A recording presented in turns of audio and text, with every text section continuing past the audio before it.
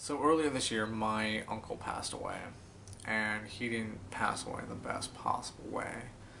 Um, there has been mental issues, mental disorders that have creeped their way through um, in my family. Whether that's schizophrenia, bipolar, manic depression, well, I guess it's the same thing. Severe depression. Trying to think of anything else that it could possibly be. Um, yeah, but there's also been a lot of alcoholism, a lot of substance abuse, and the majority of the people in my family are alcoholics. My mother was an alcoholic, my dad's an alcoholic, and as a result, I'm not drinking. I don't drink. I figured that it would best not to drink. From the shit that I saw early on in my life, um, no, I steered away from that the best I could. But so my uncle, he was a big drinker. In fact, he would drink um, about a half gallon. I'm not even joking. About a half gallon of vodka in a day, in a fucking day. And my other uncle, realizing this was obviously a huge fucking problem, tried to send him off to a private place, a private hospital for severe substance abuse. My uncle stayed there for approximately, I think it was like 2 weeks. He stayed there for about 2 weeks, and he left, and he was right back at it. So then my other uncle, the one who had paid for him to go to a private hospital, actually flew this guy out. This wasn't really a life coach. It was somebody who deals with substance abuse for basically celebrities, and flew him out and talked to my uncle who had the substance abuse problem, and it did no justice. My uncle just kept on drinking. So as a result, he kept having these seizures. And when you start having seizures due to alcoholism, that's your body basically shutting down. Your brain is becoming just mush, like absolute mush. It can't function anymore. So he continued to drink, and what happened is that one night he was taking a shower, and he had a seizure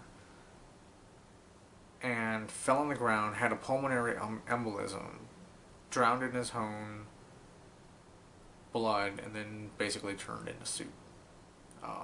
And he was there for about 4 days. He was there for 4 days before anybody really found him.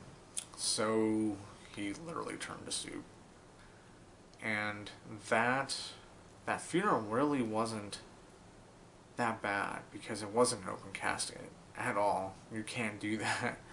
So we had him cremated, and that was kind of an interesting experience. And the one thing that sticks out, the worst thing that blows my mind, the worst thing about the entire thing is at the funeral, he had no friends.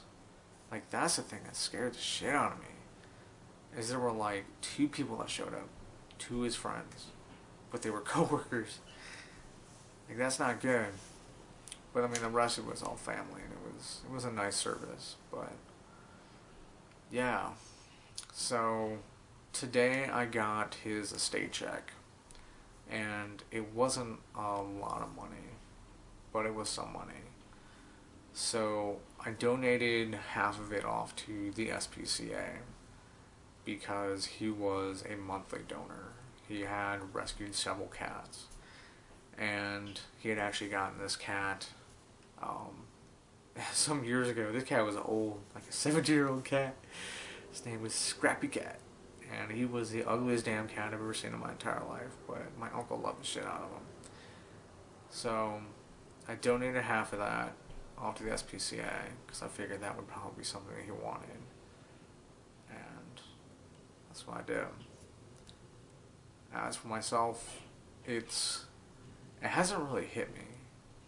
The ramifications of his death kind of have. Like, I realize, this is a learning experience. I mean, not only for myself, my immediate family, my friends, but even for you.